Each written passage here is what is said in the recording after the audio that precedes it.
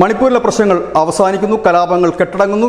മണിപ്പൂർ കലാപം തുടങ്ങുന്നതിന് പ്രധാന കാരണമായത് 2023 മാർച്ച് 27 ജസ്റ്റിസ് MV മുരളീധരൻ്റെ ഒരു ഉത്തരവായിരുന്നു. ആ ഉത്തരവിൽ വന്ന കാര്യം ഇതാണ്: മെയ്തി വിഭാഗത്തിന് ഷെഡ്യൂൾ ട്രൈബ്സായി പരിഗണിക്കാൻ സർക്കാർ പരിഗണിക്കണം എന്ന് ആവശ്യപ്പെട്ടുകൊണ്ടുള്ള ഒരു ഉത്തരവായിരുന്നു. മെയ്തി വിഭാഗത്തെ ഷെഡ്യൂൾ ട്രൈബ് പദവി നൽകണമെന്നത് സർക്കാർ പരിഗണിക്കണമെന്നായിരുന്നു ഈ ഉത്തരവിൽ പറഞ്ഞു. ഈ ഉത്തരവ് വന്നതിന് തൊട്ടു പിന്നാലെയാണ് ചുരാൻപൂരിലാണ് കുക്കികളും മെയ്തികളും തമ്മിൽ ഏറ്റുമുട്ടിയത്. ഒരു വർഷക്കാലം നീണ്ടുനിന്ന് പൊരിഞ്ഞ സംഘർഷങ്ങളായിരുന്നു. അനവധി പേർ കൊല്ലപ്പെട്ടു.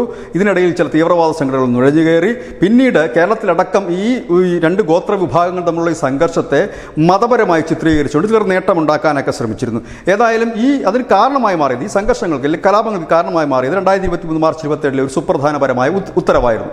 ഈ ഉത്തരവിനെതിരെ ഇപ്പോൾ മെയ്തി വിഭാഗം തന്നെ രംഗത്തെത്തിയിരുന്നു. മെയ്തി വിഭാഗം കോടതിയോട് ആവശ്യപ്പെട്ടത് ഈ വിവാദപരമായ ഉത്തരവ് പിൻവലിക്കണമെന്ന് ആവശ്യപ്പെട്ടിരിക്കുന്നു. ഇപ്പോഴത്തെ കോടതി ആ വിവാദപരമായ ഉത്തരവിലെ പാരഗ്രാഫ് 17(3) നീക്കം ചെയ്ത് കഴിഞ്ഞിരിക്കുന്നു.